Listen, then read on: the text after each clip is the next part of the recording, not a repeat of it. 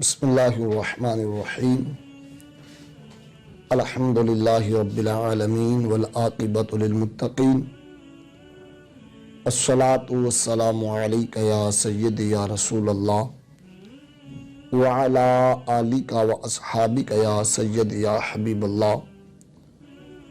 بسم اللہ الرحمن الرحیم والعصر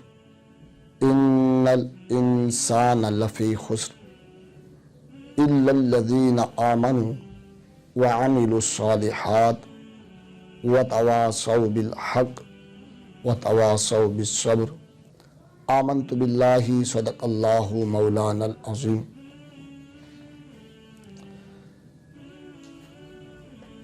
قرآن مجید فرقان حمید کی انتہائی مختصر ترین صورت تلاوت کی ہے۔ آج ہم اس صورت کے اوپر بات کریں گے۔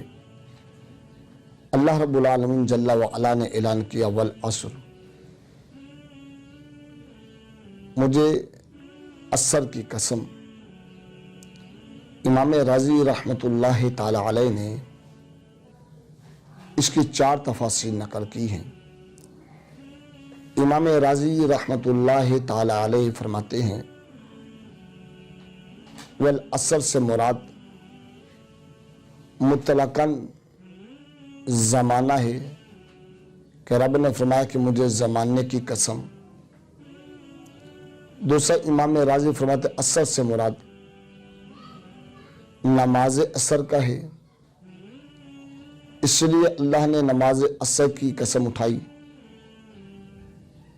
کہ یہ وسط کی نماز ہے، درمیان کی نماز ہے،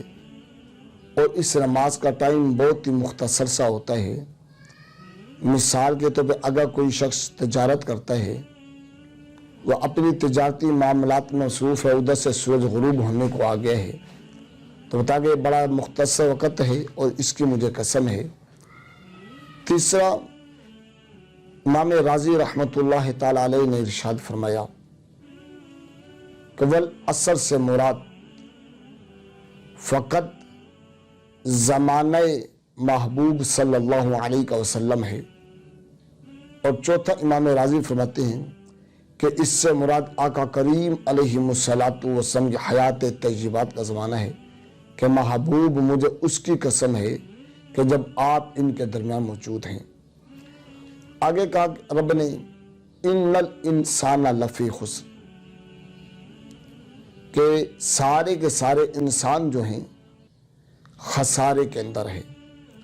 اگر ہم اس دور اور ان ایام کی بات کریں تو جو اپنے آپ کو سپر طاقت کہلانے والے تھے،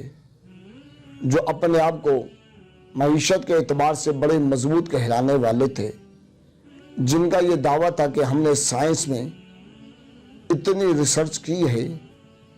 کہ ہم چاند کی بلندیوں کو چھو لیتے ہیں، اب دنیا ایک معمولی سے وائرس کو دیکھ کے پریشان ہو چکی ہیں۔ ان کی ساری ریسرچیں زمین سے لگ چکی، ساری قوتیں زمین سے آئی، اور اب نے کہا ان الانسان لفی خسر، بے شک سارے انسان۔ اب اس میں رب نے یہ قید نہیں لگائی کہ غیر مسلم خسارے میں آئی، مجوسی خسارے میں آئی، یہودی خسارے میں آئے، عیسائی آئے، اور میرے محبوب نبی صلی اللہ علیہ وسلم کی امت نہ ہو، بلکہ جو بھی اولاد آدم علیہ نبی علیہ الصلوۃ والسلام ہے، رب کا تو وہ ساری کی ساری خسارے میں ہے۔ دیکھیں اس حالات میں کیا ہے کہ خسارے کی حالت یہ بنی کہ جن احباب کا ایمان کمزور اور توکل کمزور تھی، انہوں نے اللہ کے بیت اللہ جیسے گھر کو بھی لاک ڈاؤن کا حصہ بنا مارا، مسجد نبوی جیسی جگہ کو بھی لاک ڈاؤن میں شامل کر لیا۔ پاکستان کی بڑی بڑی مساجد، بڑے بڑے علماء، مشائخ لاک ڈاؤن میں دیکھ کر کہتے ہیں کہ جناب بہتر یہی ہے، احتیاط یہی ہے کہ جماعت کو ترک کر دیا جائے، جماعت میں علیحدگی کو پیدا کر دیا جائے، رب نے سارے انسان خسارے میں ہے۔ مولا ہم سوال کرتے مولا کوئی ایسا طریقہ کہ جس کو اپنائے انسان خسارے میں نہ ہو، کوئی ایسا زاویہ بھی ہے؟ رب نے کہا ایک زاویہ بتاتا ہوں۔ مولا کیا؟ اِلَّا الَّذِينَ آمَنُوا، مگر وہ جو ایمان لے آئے۔ اب یہاں ذہنوں میں سوال پیدا ہوگا، ہم تو مسلمان ہیں، اہل عرب مسلمان ہیں، پھر وہ تو خسارے میں نہیں ہیں، وہ اس بیماری کا حصہ نہیں بن رہے، پھر بیت اللہ کیوں بند کیا گیا؟ رب نے فقط ایمان شرط نہیں رکھی، رب نے ایمان کے بعد جو کام کرنے تھے وہ بتائے، وَعَمِلُوا الصَّالِحَاتِ، وہ خسارے سے بچے گا جو عمل صالح کرے گا، جو مصطفیٰ کریم علیہ السلام کی سنت کو اپنے لیے لازم بنا لے گا، اس کا اٹھنا بیٹھنا، سونا چلنا پھرنا، کھانا پینا سنت مصطفیٰ علیہ السلام کے تابع ہوگا۔ دیکھیں تاریخ گواہ ہے کہ 1400 سال بیتے، بیت اللہ کا طواف جاری رہا، مسجد نبوی کی رونقیں آباد رہی، لیکن جب اہل عرب عامل الصالحات کی سیڑھی سے ہٹے اور انہوں نے اپنے ملک کے اندر کنٹری میں سینما بے حیائی کے نام پہ کھولے،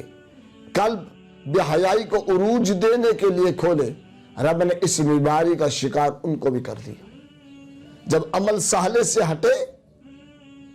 وہ شکار بن گئے، خسارہ ان کا نصیب مقدر بن گیا، خسارے کی گھاٹی میں جاگ گرے، اور پھر رب نے کہا وَعَمِلُوا الصَّالِحَاتِ پہ عمل کرتے کرتے دو سخت معاملے بھی آئیں گے۔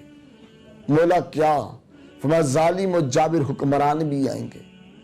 دین کو مٹانے کی سازش کرنے والے بھی آئیں گے، دین کا علم نہ رکھتے ہوئے پھر دین کو اپنے لیے اپنے گھر کا مالک بنانے والے بھی آئیں گے۔ یہ بھی کہیں گے جناب یہ معاملات بھی ہیں، ہم نے بھی کچھ دین پڑھا ہوا ہے، علماء اس پہ سختی نہ کرے۔ رب نے کہا عمل صالح کرو، ظالم و جابر بھی آ جائے، کوئی بھی آ جائے، وَتَوَاصَوْا بِالْحَقِّ، اگر تم چاہتے ہو میں خسارے سے بچ جاؤں، میں نقصان گھاٹے سے بچ جاؤں، تو ایمان کے ساتھ عمل صالح کرنا، اور صالح عمل میں تقوی اور مجاہدہ اتنا ہونا چاہیے کہ کوئی کہے کہ اس پہ احتیاطی تدابیر پہ یوں کر لیں تو تم کہنا وَتَوَاصَوْا بِالْحَقِّ، نہیں، ہمیں رب نے ایمان کے بعد حق بات کرنے کا حکم دیا، رب نے ہمیں یہ پابند کیا تم بچنا چاہتے تو حق بات کرنا پڑے گی۔ پھر احتیاطی تدابیر کے نام پہ اپنی جان کو بچاتے ہوئے راہ فرار اختیار نہیں کرنا ہوگی، بلکہ حق بات ڈنکے کی چوٹ پہ کرتے رہنا، پوری دنیا برباد بھی ہوتی جائے گی خسارے کے سبب، لیکن میں تمہیں اس سے بچا لوں گا۔ اور پھر دوسری بات کی، اگر وہ ظالم و جابر تم پہ ظلم شروع کر دیں، تمہیں ستانا شروع کر دیں، تمہیں قید جیسی گھاٹوں میں ڈال دیا جائے، مصائب میں گرفتار کر دیا جائے، تمہاری زندگی کو جینے بنانے کی کوشش کر دی جائے، تو فرمایا اس پہ ویلا نہ کرنا، حق سے ہٹنا جانا اور راہ فرار اختیار نہ کرنا۔ مالک کیا کرنے، خسارے سے کیسے بچیں گے؟ فرمایا وَتَوَاصَوْا بِالصَّبْرِ، ان کے ظلم کو برداشت کرتے ہوئے صبر کرنا، کہ مالک تیرے دین کی خاطر حضور کی سنت میں اتباع کرتے ہوئے، کہ دیکھیں یہ بھی میرے نبی کی سنت ہے کہ میرا نبی کریم صلی اللہ علیہ وسلم مکے کی وادی میں ہے، میرا کریم نبی حق بات بیان کرتا ہے، عمل صالح کی ترغیب صحابہ کو دیتا ہے، مشرکین مکہ ظلم و ستم کے پہاڑ توڑنا شروع کر دیتے ہیں، ہر سازش اختیار کرتے ہیں، ہر طرح سے ستانا شروع کرتے ہیں، میرا نبی علیہ السلام صحابہ کو ہتھیار اٹھانے کی اجازت نہیں دیتا، صحابہ کو میدان میں نکلنے کے لیے نہیں کہتا، یہ نہیں کہتا آج 4 میرے ساتھ ہیں میں بھی جواب دوں، میرا نبی صلی اللہ علیہ وسلم وَتَوَاصَوْا بِالصَّبْرِ پہ عمل کرتا ہے۔ اہل مکہ بربادی کی طرف چلے جاتے ہیں، لیکن مصطفیٰ کریم صلی اللہ علیہ وسلم ان نقصان سے بچا رہتے ہیں۔ یہی بات بنی. میرا نبی صلی اللہ علیہ وسلم مکے سے مدینے گیا, جب تک رب نے ہتھیار اٹھانے کا حکم نہ دیا میرے نبی نے نہ اٹھایا. تو آج جس وائرس کے نام سے دنیا خسارے میں گرفتار ہے, میں پوری دنیا اور بخصوص اہل مسلم یہ ترغیب دوں گا, میرے بھائی ادھر ادھر کی باتوں پہ توجہ نہ دے, ادھر ادھر نہ گھوم, بلکہ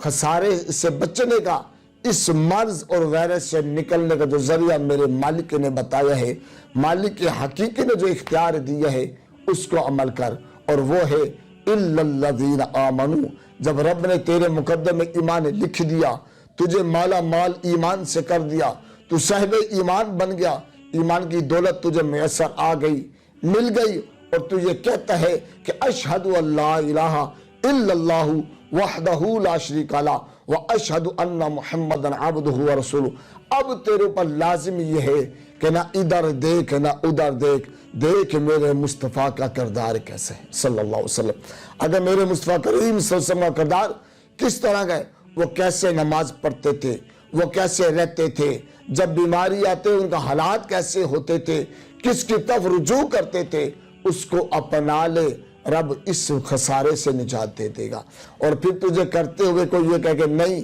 جناب دیکھے نا اس سے خطرہ یہ ہے, آپ یہ نہ کریں. ایک بات کہنا کہ نہیں میرے حضور کی سیرت یہ ہے, دین کی تعلیمات یہ ہے, بھائی حق بات میں کروں گا. وَتَوَاصَوْا بِالْحَقِّ پہ عمل کرتے رہنا, اس کو مضبوطی سے تھام لینا, چاہے کچھ بھی آ جائے. سیرت کی کتب ہمارے سامنے بھری ہوئی ہے کہ صحابہ کرام علیہم رضوان کے وہ واقعات ہمارے سامنے نہیں ہے کہ جب جناب والا دشمنان اسلام جناب میرے نبی صلی اللہ علیہ وسلم کی ختم نبوت میں ڈاکہ ڈالنے کی سازش کرنے والے, کوشش کرنے والے, جب جناب والا مسلمہ کذاب جیسا پلیت انسان صحابی کو گرفتار کرا لیتا ہے, پکڑ لیتا ہے کہ بتا میں کون ہوں, کہ بس میں ایک ہی جانتا, میں محمد رسول اللہ سے وہ جانتا ہوں, وہ آخری نبی ہے, تجھے نہیں مانتا. اعضاء کاٹے جاتے ہیں, ظلم و جبر کے پہاڑ ڈھائے جاتے ہیں, صحابی پھر بھی کہتا ہے محمد رسول اللہ آخری نبی ہے صلی اللہ علیہ وسلم. ہر چیز کو برداشت کی, لیکن ظالم و جابر کے سامنے کلمہ حق بلند کیا, اور حق بلند کرتے ان ظلم کو برداشت کرتے ہوئے یہ نہیں کہ اگر راہ فرار اختیار کروں, بلکہ راہ فرار اختیار کرنے کی بجائے کہا جناب میرے رب نے مجھے یہ تعلیم بھی دی ہے کہ وَتَوَاصَوْا بِالصَّبْرِ, کہ میں صبر کروں. صبر کا دامن بھی تھامے رکھا, حق بات بھی کرتے رہے, عمل صالح بھی اختیار کیا, تو دیکھیں رب نے ہر خسارے سے نجات دی ہے. دنیا بھی آج ان کا نام لے کے زندہ رہتی ہے, آخرت میں بھی ان کا نام کو عزت ملے گی. تو افی زمانہ آج خسارے کی طرف نہ دیکھو, بلکہ دیکھو میں کس نبی کا امتی ہوں, اور میرے رب کی تعلیمات کیا ہے. تعلیمات اہل ایمان کے لیے ہے کہ جو عامل الصالحات, رمضان کی ان مقدس گھڑیوں میں عمل صالح بجا لانا ہے, نماز جماعت کے ساتھ اور اصول شریعت پہ ہی ادا کرنی ہے. یہ ہر مسلمان نیت کر لے, ذہن بنا لے کہ جناب ہم نے نماز کو شریعت اسلامیہ کے مطابق ادا کرنا ہے, میں نے نوافل کا بھی اہتمام کرنا ہے, رب سے رجوع کرنا ہے, توبہ استغفار کا اہتمام بھی کرنا ہے, اور اگر کوئی منع کرے گا تو میں نے حق بات بھی کہنی ہے جتنا علم ہوگا, اور اگر کوئی ظلم کرے گا اس پہ میں نے صبر بھی کرنا ہے. اللہ کی ذات سے کبھی امید ہے ان رمضان کے مقدس ساتوں کی برکت سے اور حضور کی اتباع کے طفیل رب کائنات ہمیں اس بیماری سے نجات دے گا. دعا ہے اللہ امت مسلمہ کو اس خسارے سے نجات دے اور امت مسلمہ کو سمجھ بوجھ عطا فرمائے, وہ اپنے مالک کی طرف رجوع کرے, حضور کی اتباع کرنے کی توفیق دے, اور حضور علیہ السلام کی اتباع میں ہی موت نصیب ہو. آمین.